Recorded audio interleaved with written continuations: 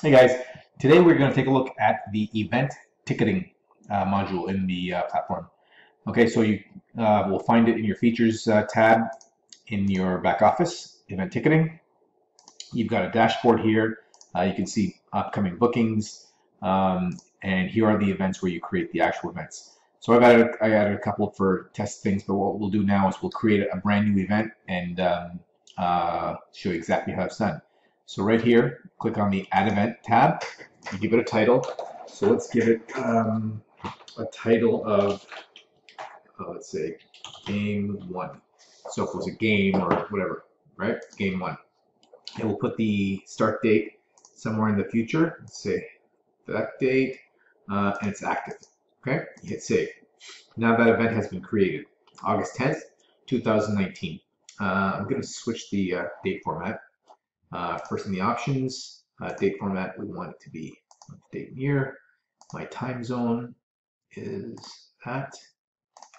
And coming back to my events here, you will see game 1, we just created this event, and now I can edit it. Again, now it's August 10th, 2019.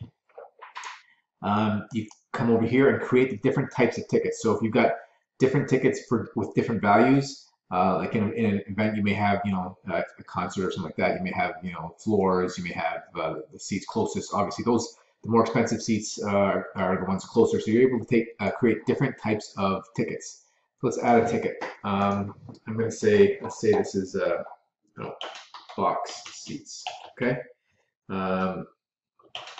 Put some more information here. Obviously, tell the system how many seats are available. These types of seats are available. So in this case, let's say I'll make 1,000 seats available.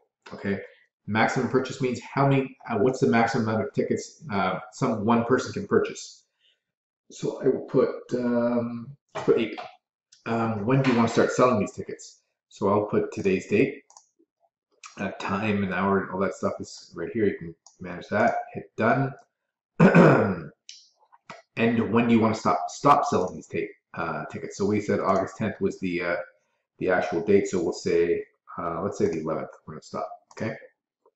Price. It can be free. There can be a donation, or it's paid. We will make this a paid ticket. So this is going to be box seats. So let's make these expensive tickets, $500 a piece. Okay. When tickets are sold out, what happens? We can hide this type of seat, or we can say sold out, or allow them to join a wait list. It's totally up to you. So I'm just going to say sold out for this thing. If you're also able to say show remaining tickets, yes or no. So I'll say yes to that. Require attendees' names on your ticket. So you can say, let's say I buy 4 tickets for me and my family. You can ask the purchaser to add people's names on those tickets if it's necessary. I'm going to pass on that. We don't need names on people's names on the tickets. So we'll save that. Okay. Now we can create a seat map. I'm not going to add a seat map here, but you can, and you'll be able to map out the functionality just like you do on our home screens. So you can make this whole thing was the venue's seat map. I'd be able to click on an area and say this is seat 1, seat 2, seat 3, and you could actually sell individual seats rather than just. Actually, you know what? Let me do that. I'll just create some sort of an image here. Let's create. See here, where's my desktop? I will create an image. Let's see. Let's just use this image. Okay, I save that. Now you can see this would be obviously you want to put something with actual seating, like a seating map. But what you're able to do is set tickets. Like these are seats. So I can set 1, 2, 3, 4, 5. Put them, I can put them in any place I want.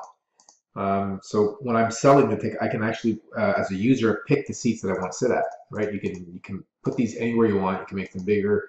You can name them. This could be, whatever, gold seats or whatever you want to call them, and how many tickets are in each seats. Right? So that's how that works. What I'm going to do now is delete this because I don't want you to see this on the front end. So I'm going to delete that.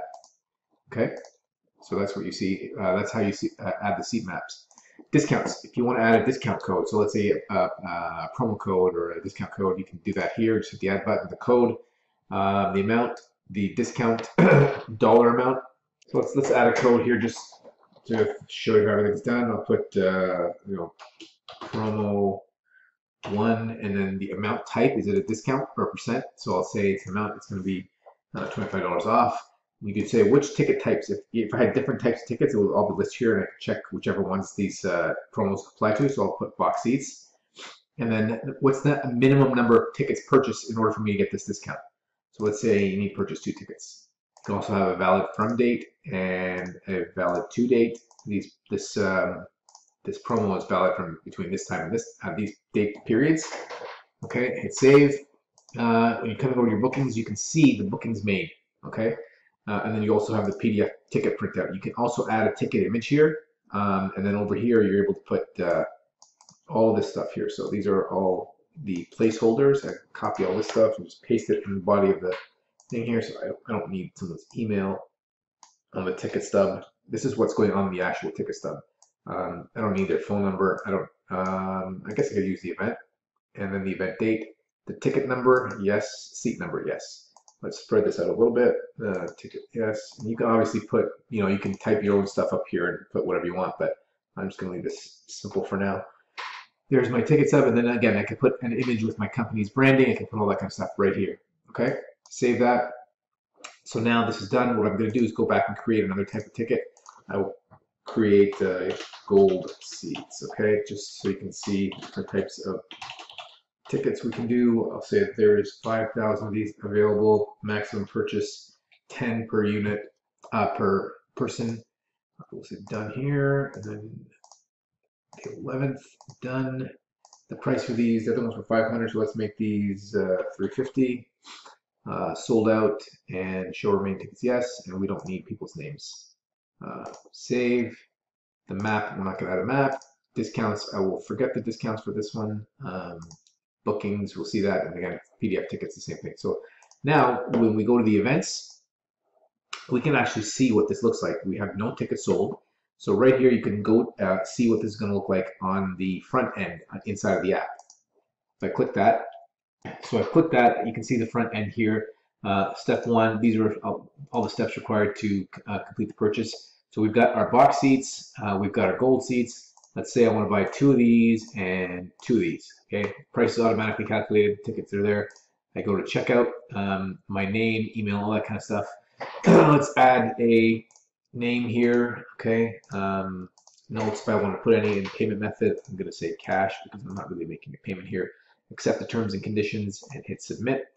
And there you go, is a little summary.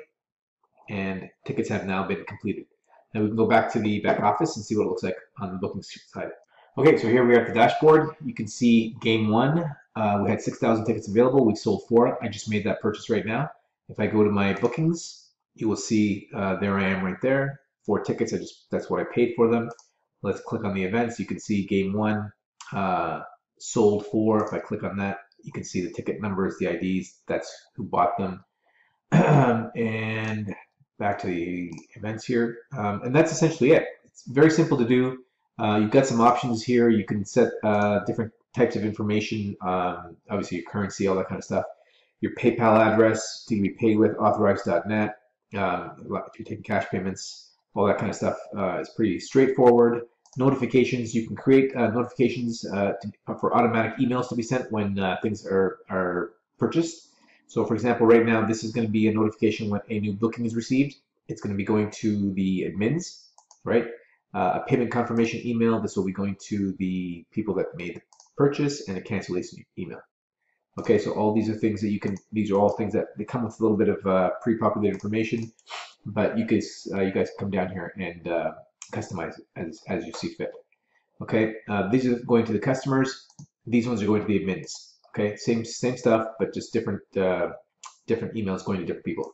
Customers here, administrators here. So administrators mean the people that own the venue. So those are automatic emails. The booking form here, you can customize this. Pretty straightforward. We've got this in most of our modules. Whatever you want to have required can be managed here.